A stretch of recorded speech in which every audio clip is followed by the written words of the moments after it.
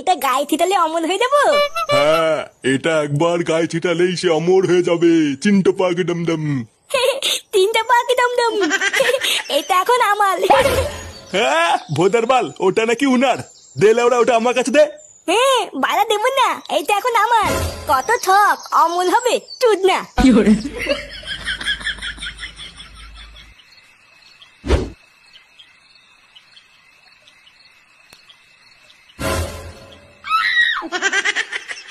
লেওড়া এই সুযোগ, চোদনাটা ঘুমাচ্ছে, মাথার কাছ থেকে টুক করে ঘটিটা তুলে নিয়ে আয়।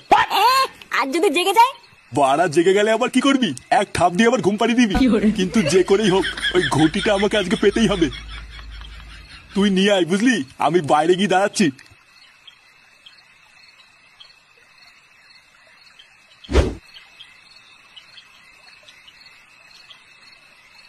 একবার যদি এই ঘটিটা হাতে পাই না, সব জল লেওরা সেটা ছিটি অমর হয়ে যাবো। তারপর যদি বউ কোনো সময় বলে তোর মরণ নেই, বাড়ার বার তখন আমি বুক ফুলিয়ে বলতে পারবো, না রে মাগি আমি অমর।